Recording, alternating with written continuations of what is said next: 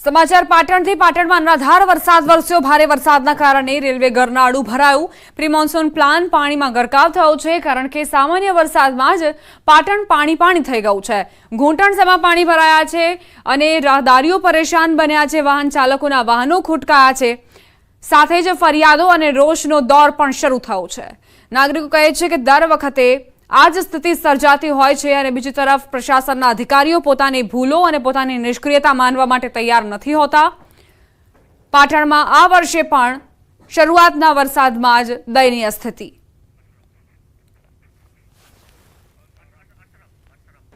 સંવાદદાતા અશરફ જોડાઈ ગયા છે વધુ જાણકારી સાથે। અશરફ, પાટણમાં જે વરસાદી વાતાવરણ અત્યારે છવાયેલો છે, શું તેને સમસ્યાઓ પણ સર્જી છે?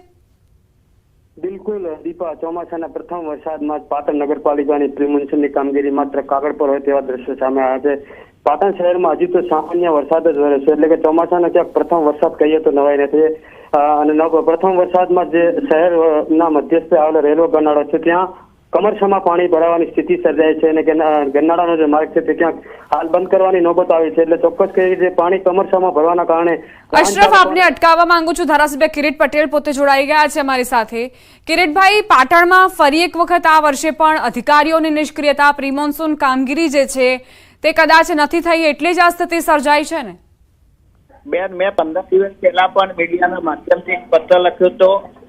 15-20 દિવસ પહેલા હું મુખ્યમંત્રીને પણ રૂબરૂ મળ્યો હતો। વારંવાર મેં સંકલનની અંદર આ ફરિયાદ કરેલી છે કે ચોમાસાની અંદર પાટણની બહાર નીકળવાનો કોઈ રસ્તો નહીં હોય અને આજે પ્રથમ વરસાદની અંદર મેં જે પ્રમાણે લખ્યું હતું એ પ્રમાણે બન્યું છે। આ પાટણનું જિલ્લા વહીવટીતંત્ર હોય કે ચીફ ઓફિસર હોય, આ લોકોની ગંભીર બેદરકારી છે। એમને માત્ર ઓફિસમાં બેઠા બેઠા પ્રી મોન્સૂન કામગીરી કરી। આજે પણ તમે જુઓ કે રાજ્ય સરકારનો પરિપત્ર છે કે 15મી જૂન પહેલા પ્રી મોન્સૂનની કામગીરી પૂરી થવી જોઈએ। આજે પણ એક સોસાયટીની અંદર નગરપાલિકા જેસીબી લઈ અને કામ કરતી હતી, એટલે માત્ર કાગળ ઉપર વાતો કરી અને પાટણની જનતાને હેરાન કરવાની આ જે માનસિકતા છે એની સામે અધિકારીઓ સામે એમની આ ગંભીર બેદરકારી છે। તો અધિકારીઓ સામે પણ રાજ્ય સરકારે કાર્યવાહી કરવી જોઈએ અને કોઈને કમરબંધીને ના છોડવાવાળી સરકારે જે લોકો માત્ર ઓફિસમાં બેઠા બેઠા ચીફ ઓફિસર હોય કે અધિકારીઓ હોય એમની સામે કાર્યવાહી કરી અને ફરજની અંદર ગંભીર બેદરકારી દાખવી જેની નોટિસ આપી અને કાર્યવાહી થવી જોઈએ। અને સાથે સાથે પાટણની જનતાને પણ હું ટીવીના મીડિયાના માધ્યમથી વિનંતી કરું છું કે તમારા અધિકારો માટે પાટણની જનતા જ્યારે ટેક્સ ભરતી હોય ત્યારે જનતાએ પણ આગળ આવવું જોઈએ અને જો જરૂર પડે તો ગાંધી ચિંધ્યા માર્ગે નહીં, જરૂર પડે તો એમને પાટણની જનતાએ પણ કાર્યવાહી કરવી જોઈએ અને એમાં અમે પાટણની જનતાની સાથે છીએ। કિરીટભાઈ, દર વર્ષે આ રીતે અધિકારીઓ બેદરકારી દાખવતા હોય છે। પ્રી મોન્સૂનના પ્લાનના નામે કરોડો રૂપિયાની ફાળવણી થતી હોય છે અને બધી ધતિંગો અને નાટકો દર વર્ષે થાય છે, પણ આખરે કેમ અધિકારીઓ આ રીતે નિષ્ક્રિય બની જાય છે? આખરે કારણ શું જોઈ રહ્યા છો આપ? બેન, સરકાર, હું એના માટે મુખ્યમંત્રી અને સરકારને જવાબદાર ગણું છું।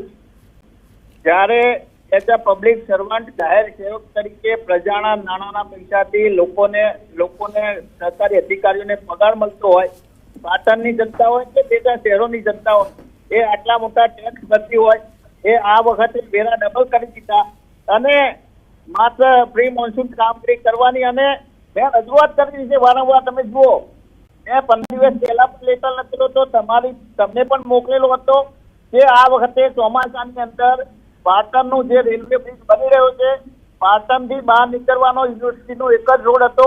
આજે પાટણની જનતામાં પાટણના લોકોને કોઈ અકસ્માત થાય, કોઈ મોટો બનાવ બને તો પાટણની જનતા બહાર નીકળે એવો કોઈ રસ્તો નથી અને એના માટે ચીફ ઓફિસર અને વહીવટીતંત્ર જવાબદાર છે। કિરીટભાઈ, અધિકારીઓ તરફથી તમને કોઈ પ્રતિક્રિયા મળે છે જ્યારે આપ આ ઉગ્ર રજૂઆત કરો છો? હોય બેન, મેં મુખ્યમંત્રીને પણ મળ્યા। ખરેખર આ મૃદુ અને મક્કમ મુખ્યમંત્રી, મેં એમને પણ વાત કરી હતી, કલેક્ટરને પણ, અને લેખિત રજૂઆત કરી છે। મૌખિક નહીં, લેખિત રજૂઆત હું તમને લેટર પણ મોકલું છું અને છતાં પણ અધિકારીઓ સામે પગલાં ના લેવામાં આવે એ સરકારની ગંભીર બેદરકારી છે। અને મુખ્યમંત્રી અને જે પણ શહેરી વિકાસ વિભાગ સંભાળે છે સચિવો માત્ર ઓફિસમાં બેસવું ના જોઈએ, એમને સ્તર ઉપર આવી અને આ બાબતનો નિકાલ કરવો જોઈએ। આભાર કિરીટભાઈ, ન્યૂઝ 18 ગુજરાતી સાથે વાતચીત માટે।